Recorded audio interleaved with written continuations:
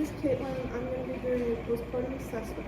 Before I go into the patient's room, I'm going to look at the birth history and make sure there's no significant factors about her labor, delivery, postpartum, or pregnancy. I'm going to go in the patient's room. Hi, my name is Caitlin. I'll be doing this today.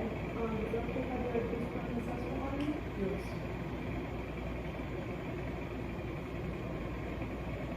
Okay, I'm going to provide privacy, close the curtain, wash my hands, and put gloves on. First, I'm going to do her vital signs, temperature, pulse, respirations, and blood pressure. Her temperature, I'm going to take orally, it's 98.6, which is normal. Her respirations, I'm going to count for 60 seconds. And they were 18, which is normal.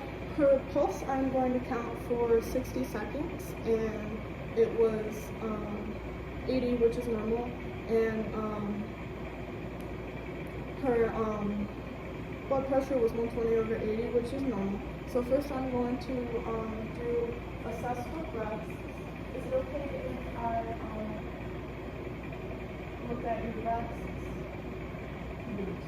Okay. So I am assessing breasts for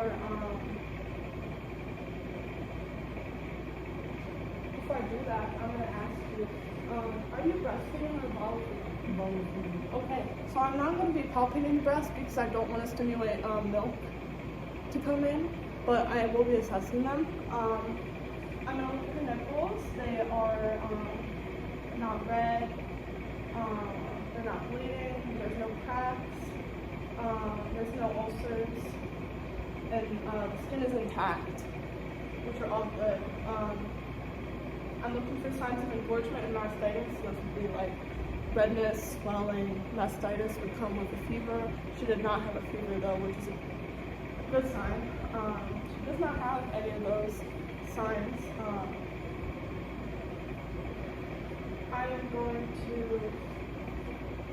I am not going to assess the nipple latch because I don't want to stimulate milk production, and she's not going to be breastfeeding. I am going to provide patient education though. So you want to make sure, since you're bottle feeding, try to wear like a tight fitting like sports bra, so because that'll help prevent your breasts from moving around, which could stimulate milk production. Also, I'm going to let the partner know not to stimulate the breast or nipple. And also when you're in the shower, try not to let the water hit your breast for too long, but that could also stimulate milk production. Okay, so next I'm going to move to the uterus. Is it okay if I feel around the uterus and press around? Yes. Okay. Can you lift your hands up for me?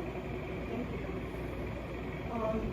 I'm going to place my non-dominant hand under the stomach to prevent me from pushing the uterus out of the vagina, and I'm going to place my dominant hand over her umbilicus, and I'm going to massage, make sure the uterus is firm and not boggy. If it is boggy, I do not take my hand off until it is firm, because boggy is a sign of hemorrhage.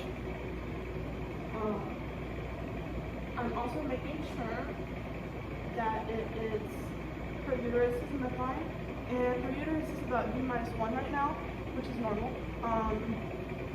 So yeah. Next, I'm going to do bowel and bladder. So have you urinated yet? Yes. Was it like a normal stream and amount? Yes. And have you had a bowel movement? Yes. Okay. Next, I'm going to do lochia. Lochia is specific to postpartum. I'm going to assess her pad.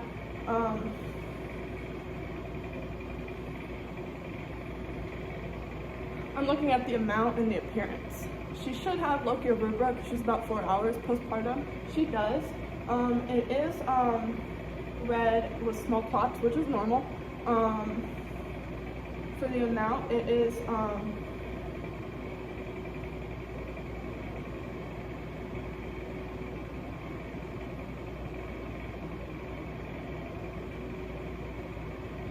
a medial amount.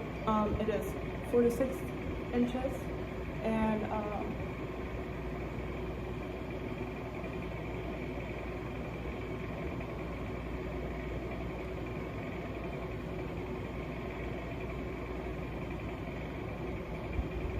so all of her lochia findings were consistent with lochia rupa.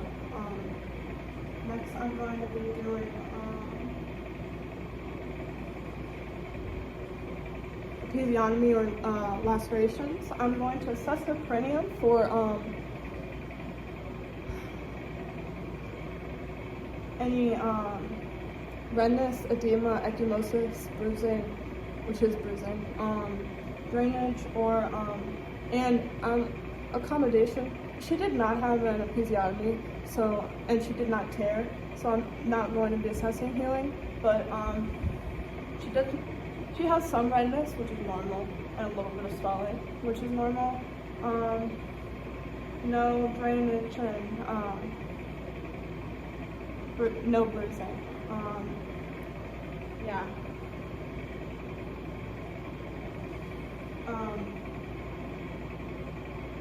Next, I'm going to be assessing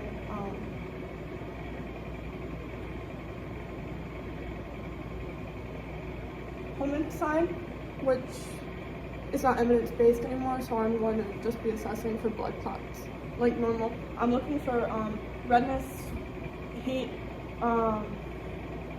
tenderness or pain, and on both legs, and edema. Does it hurt when I touch your legs? No. Okay. So those are all, that's a good, she does not have any of those, which is a good indicator that she does not have a blood clot. And now I'm going to be assessing emotions. I'm going to assess for postpartum depression and for bonding with the baby. I have been watching her bond with the baby. She is holding the baby, taking care of it, feeding it. She is like using baby talk to it, and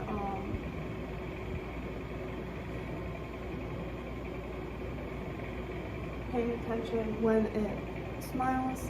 So those are all good signs of bonding. Those are also good indicators that she does not have postpartum depression, but I am going to ask her just to be safe. Have you been feeling like sad since you had the baby?